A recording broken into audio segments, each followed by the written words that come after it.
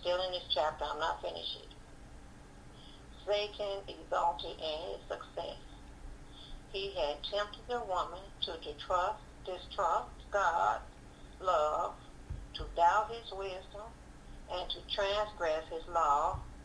And through her, he had caused the overthrow of Adam. That's what he really wanted to get at, Adam. See, Adam was the main person that God gave his place to. God gave this world to Adam. Adam lost it through transgression by following this woman that God gave him. I don't think that it would ever happen if Eve wasn't made. But Adam would have been miserable. At the same time, Adam didn't know how to handle the gift that he had, because he could have handled that better. But Adam was easy breezy. He didn't think about what he was doing. He was too busy focusing on what he wanted to do in the garden and naming the animals. And I don't know where his mind was so mixed up on. He just got too excited over that woman. His focus was on that woman. And he loved God. He loved God. But he didn't love him as hard as he loved Eve. That's idolatry. So Satan was able to take what he had because he used the thing Adam loved more than God, and got in and took this world over. And took from Adam this world. And from then on, he started wreaking havoc. It says, but the great lawgiver was about to make known to Adam and Eve the consequences of their transgression. See, there's consequences to sin. That's a bad thing. They died spiritually that day, and physically they was headed for death. But they had to get a punishment on top of it. The divine presence was manifested in the garden. That means he showed up. God showed up. And in their innocence and holiness, they had joyfully welcomed the approach of their Creator. But now they ran in terror and sought to hide in the deepest recesses of the garden. But the Lord God called to Adam and said to him, where are you? And he said, I heard your voice in the garden, and I was afraid because I was naked, and I hid myself. And he said, who told you you was naked? See, he ate off that tree of knowledge, so he knew he was naked. Before, he didn't know he was naked. And plus, he had a light around him that covered him. So it really penetrated his being. His being wasn't the same type of being. His body changed. He was a soft, different kind of material, a celestial being, and he was covered with the light of heaven. So he wasn't really naked for real. But after he ate out the tree, he knew he didn't have no clothes on, because if there had no clothes, well, they went and got some leaves and tried to make clothes. So God said, who told you that you was naked? Have you eaten of the tree that I told you not to eat off of? See, he wouldn't have known had he not ate off that tree. So Adam could neither deny or excuse his sin. So he cast the blame. But instead of manifesting penitence, he endeavored to cast the blame on his wife, and thus upon God himself. The woman whom thou gavest me to be with me, she gave me something off the tree, and I ate it. He who from love to Eve had deliberately chosen, you hear that? deliberately chosen to forfeit the approval of God, his home in paradise, and an eternal life of joy. He gave up all that goodness, love, and mercy for Eve. Gave up all for Eve. But he gave it to the wrong person. So he forfeited all that, could now, after his fall, endeavor to make his companion and even God, the Creator himself, responsible for the transgression. You see what I'm just telling you from last night? This person was fussing about trying to make the white man the fault of what the black man did, of his sin. Now, mind you, the black man did do a lot. Mind you, slavery was horrible, and it still is. Mind you, yeah, the white man doing this stuff, and he's allowed to simply because he gave his authority up. He gave himself over to it. He allowed it. He wanted to sin, so he did whatever he was told. You don't have to do what you don't have to sin. But you want to excuse your sin, throw it off on somebody else that it's their fault when you supposed to have made the decision. So he deliberately chose to forfeit all that and cast the blame on God and make everybody responsible but himself. So terrible is the power of sin. See, this is what we're dealing in, whether we're going to get in heaven or not. It has nothing to do with black or white, male, female, not. You even got men saying the same thing about the woman. If it weren't for the woman, we've been in trouble ever since. Well, why didn't you say no? How come you can never say no? You did say no to her, and you didn't say no. And you didn't say no to the white man. You just let them take you down and just give in to them. Say, y'all know how to band together and fight this devil off, or either not fight this devil off, but if you feel like it's a devil, you need to get in there and really get understanding of who God is and the power of life and what he wants, and beg him for help. And then when a woman was asked, what is this that you have done? She answered, the serpent tricked me and I ate. Why did you create the serpent? Why did you allow him to enter the garden? These were the questions implied in her excuse for sin. So she made excuse. That's like nowadays, we make excuse for our sin. Well, this happened, but for this circumstance, I wouldn't have did that. Why did you create the serpent? Why did you allow him to come in this garden? These were in questions.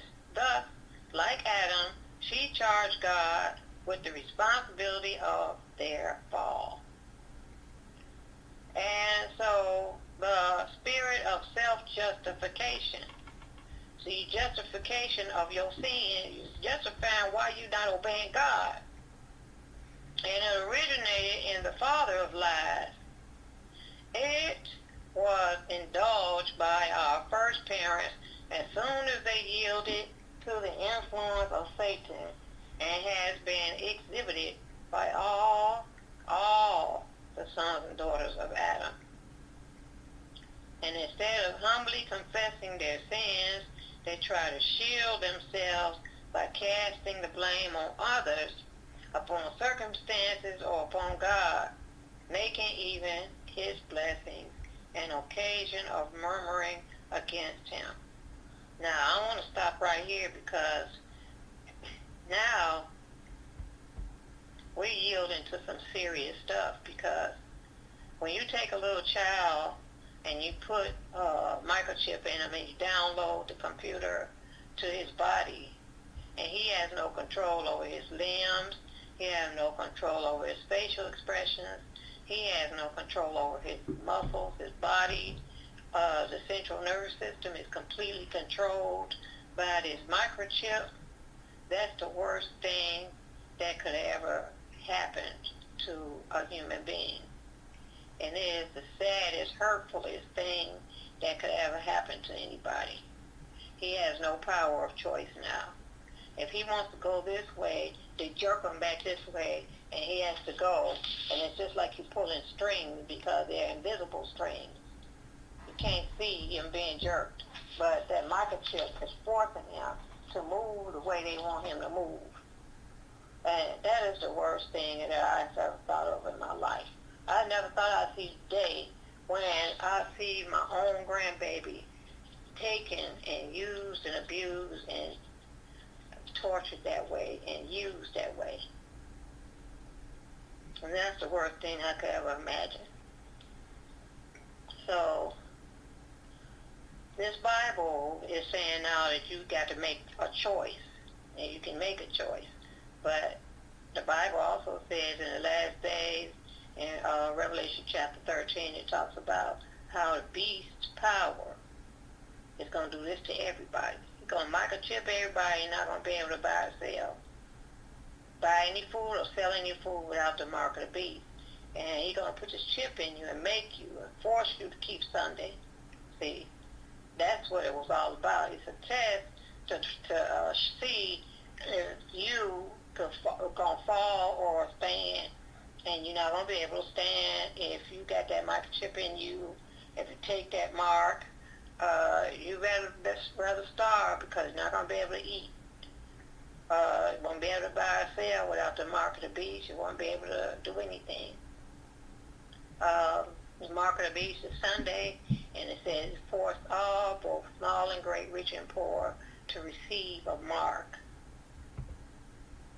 So he's going to put this microchip in people and force them. And that is a scary thought because I don't want to be controlled by a microchip.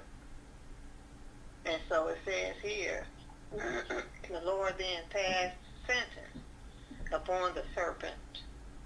Because you have done this, you are cursed above all cattle and above every beast of the field.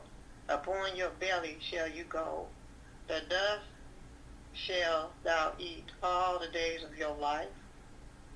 Since it had been employed as Satan's medium, the serpent was to share the visitation of divine judgment. From the most beautiful and admired of the creatures of the field, it was to become the most groveling and detested of them all, feared and hated by both man and beast.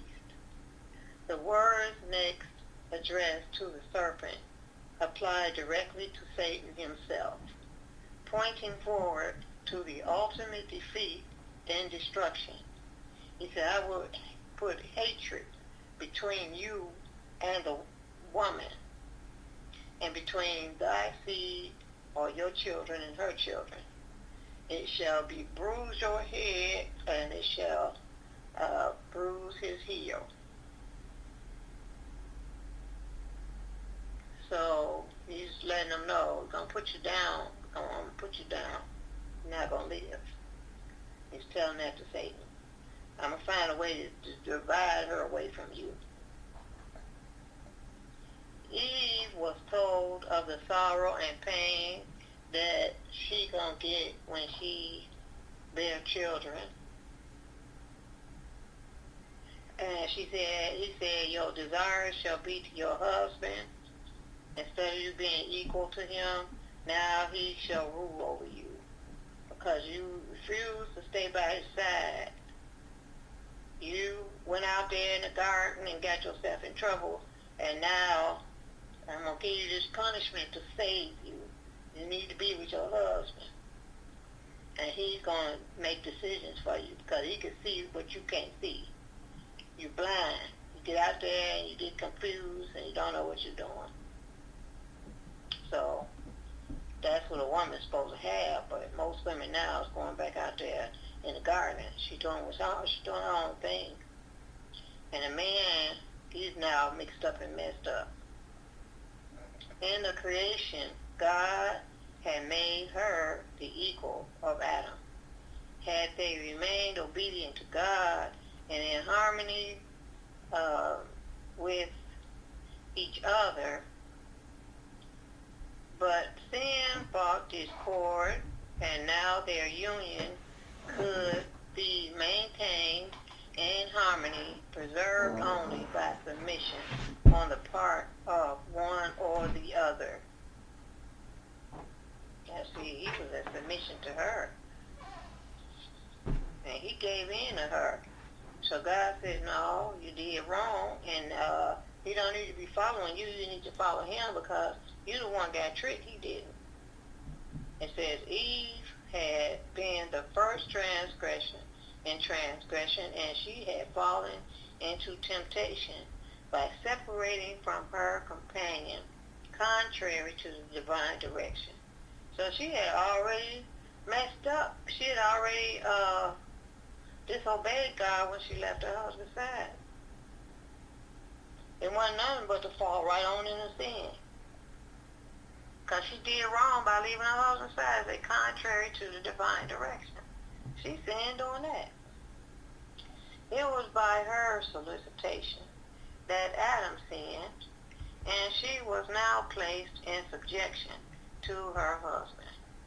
A lot of women don't understand that. They don't want to be in subjection to their husband. It says, had the principles enjoined in the law of God been cherished by the fallen race, its sentence, though growing out of the results of sin, would have proved a blessing to them. But man's abuse of the supremacy thus given him was too often rendered the lot of woman very bitter and made her life a burden. So a lot of men feel supreme. They feel put over the woman, and they feel that they control her, that it was their job, and God gave them the right to take her over and be supreme over her. Excuse me, they treating her. They treating a woman as if she's a child. And a lot of them are abusing them. And now their whole society is abusing women. They're putting them down under the man. They got to be subservient. And they reducing them to rape. And so this is what they're doing now. Taking their money, abusing their kids, messing over the kids, and all kind of stuff. So the man just done got out of hand. Eve had been perfectly happy by her husband's side in her Eden home. But like restless modern Eves, she was flattered with the hope of entering a higher sphere than which God had assigned her. In attempting to rise above her original position, she fell below it. And that's the same as Satan. He was put in a position. He was assigned a spot. That was his territory. Nobody else could have this realm that he had. He had a sphere of influence. He was supposed to keep that influence going. That was his spot. Now another angel got it. When he got kicked out, God gave it to somebody else. That's the same for Eve. Eve had her own territory, her own spot, her own realm of influence, and she was supposed to stay in that sphere, and she was supposed to minister to her husband, minister to Adam, and what he needed. She was there for him. She was created for him, just like Lucifer was created for God. He was created to lead the other angels into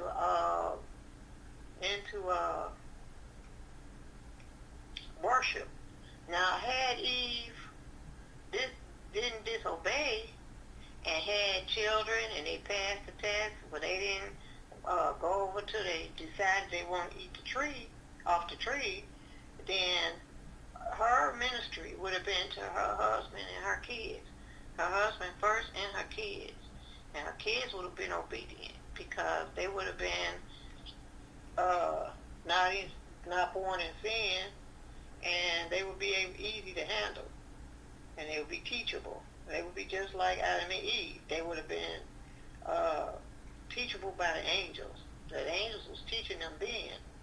And had they just stayed in a spot and did what they was happy doing, I mean, why would you break something that speaks? And so they was happy, and she decided to wander off. She was flattered by the hope of something else. She wanted something else. I don't know, but what it is that had she had some kids, or she hadn't been tempted by this devil, if she had opened her eyes and not talked to him, run to her husband, if she didn't depend on her husband for nothing, she could have went and asked him and said, you know what, this thing gave me these fruits. What am I supposed to do with this? Is this right? But she had that ability to go to her husband and say, well, is this right or wrong? But she obviously didn't have enough respect for her husband. And that's sad, because a lot of women nowadays, they don't have respect for their husband. I had respect for my husband. The only thing I was mad at my husband for disobeying God and trying to force me to do it. And it took me 6 years to leave. And I shouldn't have left. It should have been no way I could have handled it. I don't know, maybe I should have just separated for a while and waited and prayed to God. But I got tired and I got restless, and I wasn't born again, so I messed up. And I'm sorry for that. That was the wrong thing to do. I could have did better than that. So I ain't no better than Eve. See? It says here, many have sacrificed true womanly dignity and nobility of character, and have left undone the very work that heaven appointed them. See, my position was great with this man. My influence was great. And because of me, he was willing to listen. He was happy. He was cheerfully working for me to take care of me. And I wanted to do something else and have something else. And I wanted something. I wanted more money. I wanted more things. Instead of me depending on him, I wanted to do it myself. And I was trying to live up to some kind of standard or something of his sisters. I was trying to be like his sisters, and I couldn't do it. And I wasn't reaching there. I wasn't getting there. And I could have just stayed in my place, and I'd have been straight. But it says here, in their efforts to reach positions for which he has not fitted them, many are leaving vacant the place where they might be a blessing. In their desire for a higher sphere, many have sacrificed true womanly dignity and nobility of character, and have left undone the very work that heaven appointed them. And to Adam the Lord declared, because you have listened to the voice of your wife. She was wrong. You knew she was wrong, but you listened to her, and have eaten of the tree of which I commanded thee, saying, thou shalt not eat of it. Cursed is the ground for thy sake, and sorrow shall you eat of it all the days of your life. Thorns and thistles shall it bring forth to thee, and you shall eat of the herbs of the field, and the sweat of your face. You shall eat bread till the day you return to the ground, for out of it was you taken. Thus you are, and thus you shall return. So he pronounced upon Adam and Adam's family death that day. He pronounced upon him death. You will receive death. The wages of sin is death once again. It was not the will of God that the sinless pair should know anything about evil. See that? See that? He wasn't even supposed to know anything about evil. He had freely given them the good and withheld the evil. You see how good God is? He gave them good and withheld the evil. but contrary to his command. That word go again, command. They had eaten of the forbidden tree, and now they would continue to eat of it, and would have the knowledge of evil all the days of their life.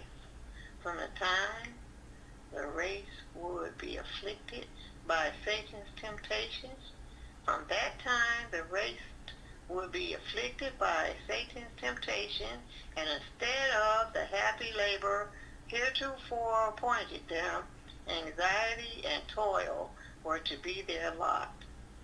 They would be subject to disappointment, grief, and pain, and finally to death. You see all this mess going down here, down on this earth? You see all this hell to pay? We are going to suffer. We are suffering for this transgression right now. Under the curse of sin, all nature was to witness to man on the character and results of rebellion against God. When God made man, he made them ruler over the earth and all the living creatures. So long as Adam remained loyal, loyal to heaven, all nature was subjected to him. But when he rebelled against the divine law, the moral law, the inferior creatures were in rebellion against his rule. The animals didn't want to obey him. He had to train them. He had to force them to obey him. This way the Lord in his great mercy would show men the sacredness of his law and lead them by their own experience to see the danger of setting it aside, even in the slightest degree. And that today, this law is set aside. It is being set aside. Because when you got when you got a policeman killing a man for no reason, that law was set aside. Thou shalt not kill was set aside. And the people rising up in the street, and it is hell to pay right now. And this is July, and this is starting now, that they are fixing it where they got to take their guns and all this, and it's all this uprising is happening. And the life of toil and care, which was henceforth to be man's lot, was appointed in love. It was a discipline rendered needful by his sin to place a check upon the indulgence of appetite and passion, to develop habits of self-control. It was a part of God's great plan for man's recovery from the ruin and degradation of sin. That's what work was for. But you get these men nowadays, they come home, not only are they tired, but they've been chased down, they've been hurt, they've been abused mentally, physically, and all kind of stuff. They can't hardly do their work because the world has gotten so bad. I know my daddy used to go to work and come home cussing because they done him so bad. And he couldn't even deal with us. I sent him over there to take him in the room and calm him down, give him ice water and pat him up and try to talk to him and find out what was going on with him. And they had been abusing him some kind of way. By him being Freemason, he was in this stuff, and they were trying to get him to do something he didn't want to do. And he half the time was drunk coming there. Sometimes he was supposed to have money and didn't have no money. And so we couldn't get fed, and there was a lot of stuff going on in our family at all times.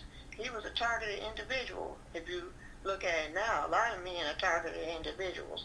But this cult, or this satanic worldwide cult, hammered down on him. And I didn't know anything about that. And all I knew, I was suffering. And he suffered. And I remember him suffering. And he drank himself to death from all the suffering. He started going to God and praying, so he didn't really have to go to church because they would have messed him up in there. That's how he got messed up. But he could have just prayed to the Lord, which he did that. But he didn't need to drink, and he should have learned the rules. She wanted to teach him. He should have said, well, I'll let you teach me at home because this, that, and the other. And the reason why I'm not going is because of this, that, and the other. And that's going to happen to me, so I don't want to go there. But if you bring that home, I'll learn it. And he could have had Bible studies in the home. But he didn't trust them people. So he just let everybody live the way they wanted to live. So it says, the life of toil and care, which was henceforth to be man's lot, was appointed in love. He fixed it where man could work and take care of himself so he could keep his self under control and his passions under control and get exercise.